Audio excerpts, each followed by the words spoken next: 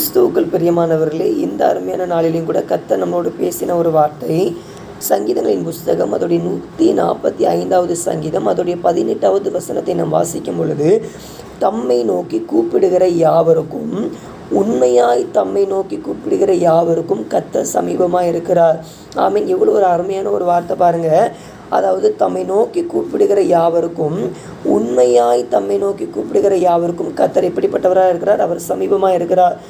என்னங்க, நான் டெய்லி ஏசப்பா ஏசப்பான்னு சொல்லி தான் கூப்பிட்டுக்கிட்டே இருக்கிறேன் அப்படி சொல்லி நீங்கள் சொல்லிக்கலாம். ஆனால் நம்ம ஜெபத்தில் நம்ம கேட்கும் போச்சில் ஏசப்பான்னு சொல்லி நம்ம கூப்பிடும் போச்சில் நம்மளுடைய ஜெபம் எப்படிப்பட்டதாக இருக்கிறது, நாம் ஜெபிக்கும் பொழுதுடைய நம்மளுடைய இருதயத்தின் சிந்தை எங்கே இருக்கிறதுன்னு சொல்லிட்டு நம்மளை நாமே ஆராய்ந்து பார்க்கணும்.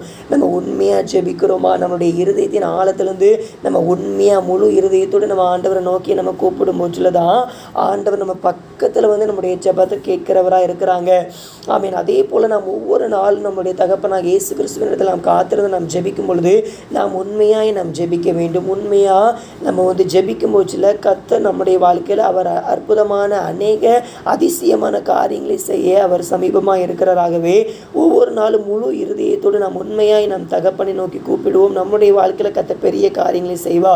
இப்பொழுது கூட நாம் ஜெபிக்கலாமா? நேசிக்கிற நல்ல தகப்பனே, ஆம் தகப்பனே, அப்பா உண்மை நோக்கி கூப்பிடுகிற யாவருக்கும் நீர் அப்பா ஆண்டவரே சப்பா உண்மையாய் உண்மை நோக்கி கூப்பிடுகிற யாவருக்கும் நீர் சமீபமாக இருக்கிறீரப்பா. எந்த ஆண்டவரே சப்பா பக்தனாகிய தாவீது சொன்னது போல அப்பா நாங்களும் ஜெபத்தில் உண்மையாக உண்மை நோக்கி கூப்பிடுகிற பிள்ளைகளாக எங்களை மாற்றுங்க.